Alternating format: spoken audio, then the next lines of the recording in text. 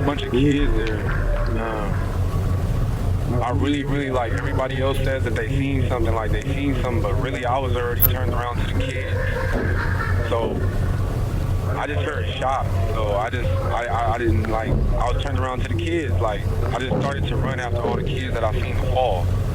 And I started to carry them, and I noticed that when the police came that they didn't run to the kids. They were like still pointing the guns. And I was like, the kids is dying. And they wouldn't listen. He says he and Luciano Guerrero are in jail right now because they are on parole and they were here at the scene of the shooting when it happened. Week has passed since 4 children were murdered at a birthday party in Stockton. The reward money just doubled to $130,000. And then investigators made an arrest that nobody saw coming. Not a shooter, not a witness who finally broke their silence, but the father of the birthday girl herself, a man with deep gang ties who was celebrating his 2-year-old daughter's party when bullets started flying. The question everyone's asking now is, was he just a father at the wrong place at the wrong time? Or does he know exactly who pulled those triggers? And if he knows, why isn't he talking? Before we dive into these shocking new developments, if you want to stay updated on cases like this where every day brings new twists, hit that like button, subscribe to One Crime at a Time, and click the bell icon so you never miss an update that could change everything. Let me catch you up to speed if you're just joining us on this case. November 30th, 2025. A banquet hall in North Stockton. 150 people gathered to celebrate a 2-year-old girl's birthday. Cake ready, decorations up, families laughing. Then gunfire. Multiple shooters, investigators believe, walked in and opened fire. When the smoke cleared, 4 young people were dead. Susano Archuleta, 21 years old. Amari Peterson, just 14. And 2 8-year-olds, Maya Lupian and Journey Rose Rio Tudor Guerrero. 13 others were injured. The shooters vanished into the night.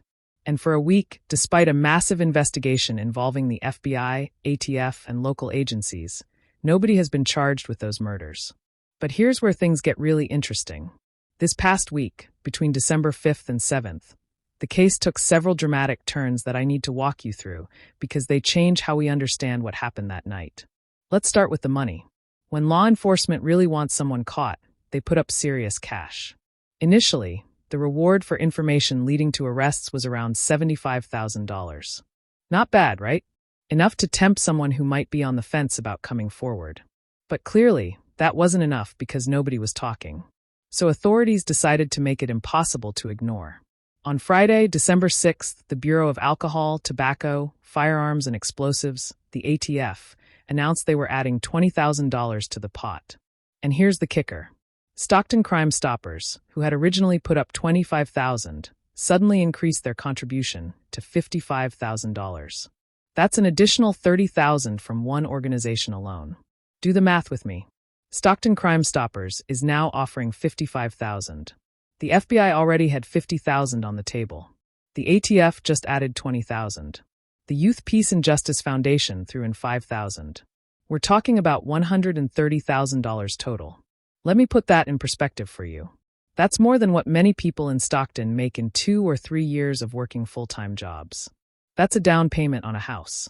That's life-changing money. And here's something crucial about the Crime Stoppers portion. They specifically stated that a conviction isn't required.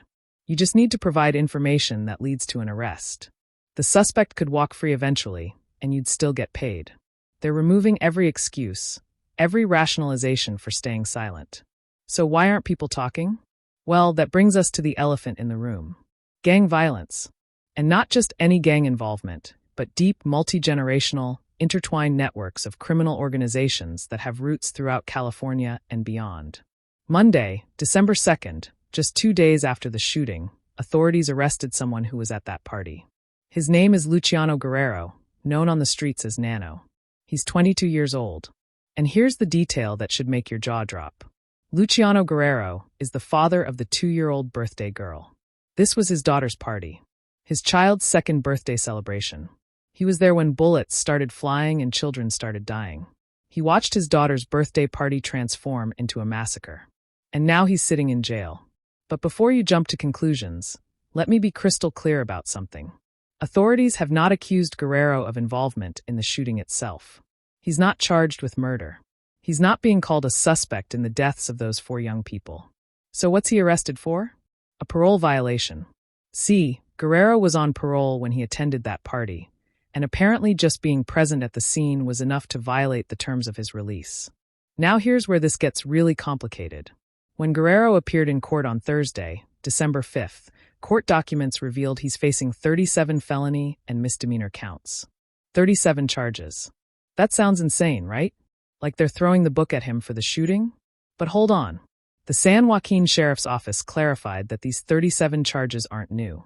They're remanded charges, meaning they're from previous cases that are being brought back up. The only new charge is the parole violation itself. So he's not being charged with anything related to the shooting, but his past is catching up to him at a very convenient time for investigators. And what a past it is. Guerrero has prior convictions for carrying a loaded firearm as an active street gang member. He's been convicted of evading a peace officer. In 2021, he caught a misdemeanor firearm conviction. But here's what really matters.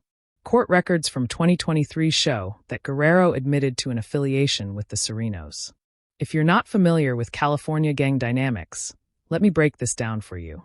The Serenos are a Southern California-based network of Mexican-American street gangs that align with the Mexican Mafia prison gang.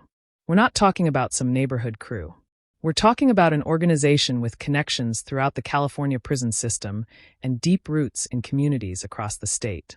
But wait, there's more. Stockton police have classified Guerrero as an active member of not one but 2 gangs. The Asian Boys and the Muddy Boys. Now, you might be wondering how someone affiliated with Serenos is also connected to the Asian Boys. Welcome to modern gang dynamics, where alliances shift, territories overlap, and individuals can have connections to multiple organizations. The Asian Boys started as an Asian American gang, but have expanded their membership over decades. The Muddy Boys are a Stockton-specific gang with their own territory and beefs. So the father of the birthday girl is an active gang member with connections to multiple criminal organizations. His 2-year-old daughter's party gets shot up. 4 people die, including 2 8-year-olds. And he's not talking. At least not publicly. He's sitting in county jail on no bail, facing those 37 remanded charges plus the parole violation. And his next court appearance is scheduled for Thursday, December 11th. Now, I want you to think about this situation from multiple angles, because it's not as simple as it might seem at first glance. On one hand, you could argue that Guerrero is a victim here too. His daughter's birthday party was attacked. Children were murdered at an event he hosted for his 2-year-old. He could have been killed himself. His daughter could have been hit by a stray bullet.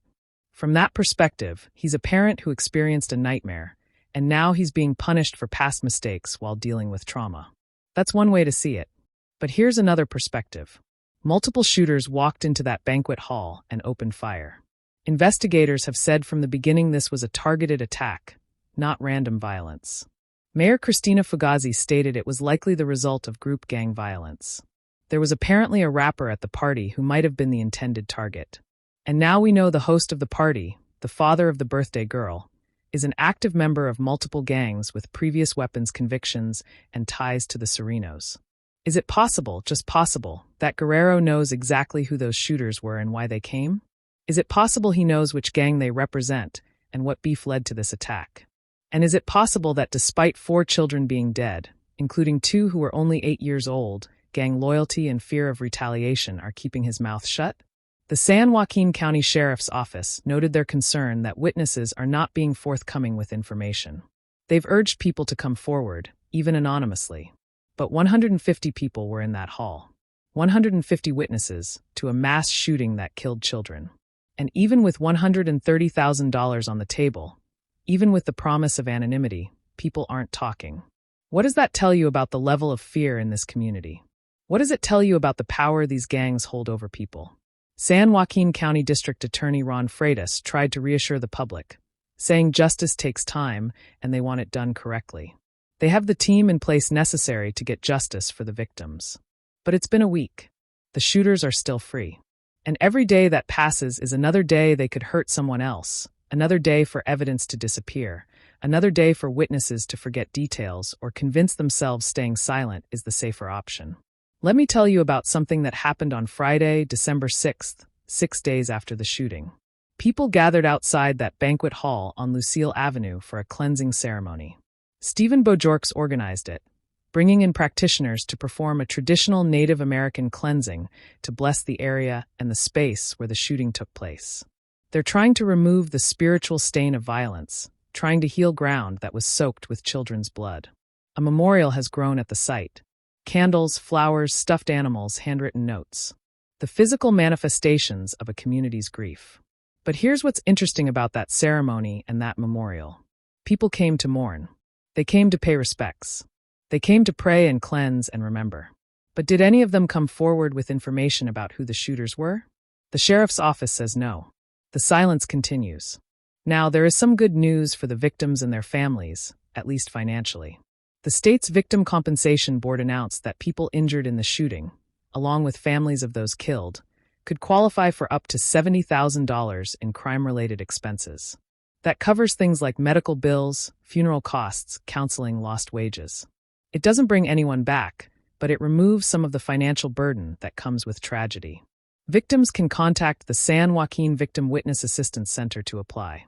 And of course, Burna Boy's generous offer to cover funeral expenses for all 4 young victims means those families don't have to worry about burial costs on top of everything else. But money doesn't solve the fundamental problem here. For murderers are walking around free. And I want you to really think about what that means. These are people who walked into a room full of children and opened fire. They didn't care that there were babies there. They didn't care that it was a 2-year-old's birthday party. They had a target, and they were willing to kill anyone in the way. That level of callous disregard for human life, especially the lives of children, tells you something about who these people are. They're not going to suddenly develop a conscience. They're not going to turn themselves in out of guilt. They're dangerous, and they're out there. Investigators have revealed a few details about physical evidence. Weapons were found on the roof of the banquet hall. On the roof. Think about that for a second. Either the shooters went up there after the attack to stash guns, or someone else at the party was armed and ditched their weapon when police arrived. Either way, authorities haven't confirmed whether those weapons were used in the attack. They're being tested, processed for fingerprints and DNA, but no public announcements have been made about matches. The investigation involves multiple agencies working together. The FBI created a dedicated tip website specifically for this case. The ATF is involved because of the weapons component. Local agencies from Stockton, Manteca, and the sheriff's office are all contributing resources. Everyone wants this solved. Everyone wants justice for Susano, Amari, Maya, and Journey. But wanting it and getting it are 2 very different things when an entire community is too terrified to speak. And that's really what this comes down to, isn't it? Fear. These gangs have created an environment where people would rather let child killers walk free than risk becoming targets themselves. Because if you provide that information that leads to arrests, what happens next? Sure, you might get $130,000. But you also might get a target on your back. Your family might be in danger. Your home might get shot up next. And law enforcement, as much as they promise protection, can't be with you 24/7. They can't guarantee your safety forever. So people make the calculation that silence is survival, even when that silence means justice denied for murdered children. Here's something that keeps me up at night about this case. Journey Rose Riotutor Guerrero, one of the 8-year-old victims who died, we just learned her full name this week. For days, she was just referred to as one of the children killed. Now we know her name. Journey. Her parents named her Journey, probably filled with hope about the life adventure ahead of her. And her journey ended at 8 years old at a birthday party. She should be in 3rd grade right now, worrying about homework and playground drama. Instead, her family is planning her funeral. The same for Maya Lupian, the other 8-year-old. For Amari Peterson, 14 years old with a 3.8 GPA and dreams of athletic success. For Susano Archuleta, just 21, who spent his final moments trying to protect others. These weren't criminals. These weren't gang members. These were innocent people who happened to be in the wrong place when violence erupted around them. And whoever killed them is still out there, living their life, maybe sleeping soundly at night, maybe haunted by what they did, but definitely free. Luciano Guerrero sits in jail with no bail, facing those 37 charges. His next court appearance is Thursday, December 11th. Will he talk then? Will he provide information about who shot up his daughter's party? Or will he maintain the code of silence that seems to govern so much of Stockton's gang culture? His attorney will likely advise him to focus on his own legal problems, not help police with their investigation. And legally, that's probably smart advice. But morally, how do you stay silent when you know who killed children? Unless, of course, he doesn't know. Unless he really was just a father throwing a birthday party who happened to have gang connections, but wasn't involved in whatever beef led to the shooting. It's possible. Just because he's affiliated doesn't mean he orchestrated or had knowledge of the attack. Maybe he's as much a victim as anyone else there. Maybe he's traumatized and angry and wants the shooters caught too, but is caught between his past and his present, unable to help even if he wanted to because it would put him and his family at greater risk. The complexity of this situation is what makes it so frustrating. There are no clear villains except the shooters themselves. Guerrero could be a victim, a witness, or someone with knowledge who's staying silent. We don't know. The 150 people at that party, some of them surely saw the shooters' faces, surely could identify them. But they're staying quiet out of fear, and that fear is legitimate based on the reality of gang retaliation. Law enforcement is doing everything they can, throwing resources at the case, increasing reward money, but they need witnesses to come forward and witnesses won't. So where does that leave us? 1 week after 4 young people were murdered at a child's birthday party, we have no suspects publicly identified. No arrests for the actual shooting. A father with gang ties sitting in jail on unrelated charges. A community paralyzed by fear. Reward money that's climbed to $130,000 with no takers. And 4 families trying to figure out how to bury their children while knowing the people who killed them are still free. The ATF has a toll-free tip line. 1-888-283-8477. That spells ATF tips. Stockton Crime Stoppers can be reached at 209-946-0600, and they guarantee anonymity. The San Joaquin County Sheriff's Office has their tip line at 209-468-4400. The FBI has that dedicated website, tips.fbi.gov. Multiple ways to provide information, multiple agencies ready to act on leads, 130,000 reasons to speak up. And still silence. What breaks that silence? Does it take another shooting? Does it take someone's own family member being killed before they decide enough is enough? Does it take a gang member having a crisis of conscience and deciding children's lives matter more than street loyalty? What's the breaking point? And here's another question worth considering. If Guerrero does know something, if he could help solve this case, should he be offered a deal? Should authorities say, tell us who the shooters are and we'll drop some of these charges, we'll work with you on your sentencing, we'll help protect you and your family? Is that justice, making deals with gang members to catch other gang members? Or is it pragmatic necessity when the alternative is letting murderers walk free? These are the impossible choices that come up in cases like this. There's no clean solution. There's no scenario where everyone gets what they deserve and justice is perfectly served. It's messy and complicated and frustrating. But at the end of the day, for young people are dead. Their families deserve answers. They deserve to see the people who killed their loved ones held accountable. They deserve justice, even if the path to get there is imperfect. The case continues. Investigators keep working leads, keep processing evidence, keep hoping for that one tip that breaks everything open. The reward keeps climbing. The memorials keep growing. And the shooters keep walking free, at least for now. Think about what it means that we've become a society where this is just another news story. For children murdered at a birthday party, and after a week, national media has moved on.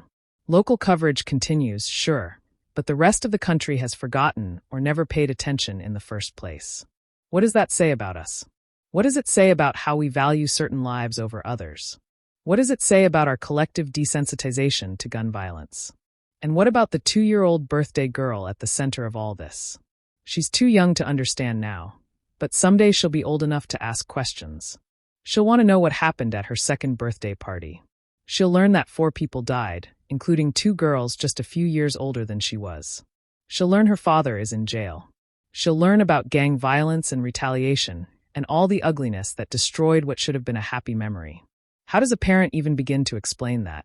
How does that child process growing up knowing her birthday is also the anniversary of a massacre? So here's what I'm asking you.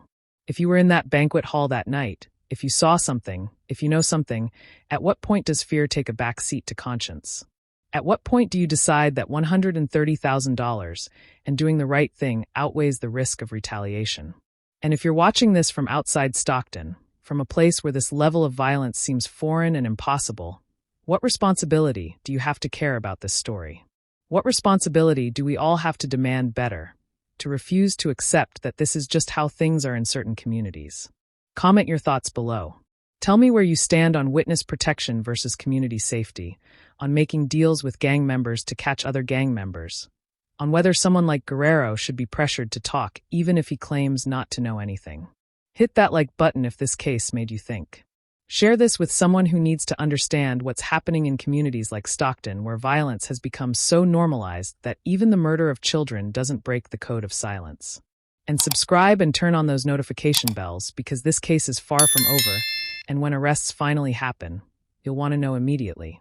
If you found this case as compelling and frustrating as I did, visit One Crime at a Time to watch our complete coverage from day one, including the full story of what happened that night and Burna Boy's incredible response.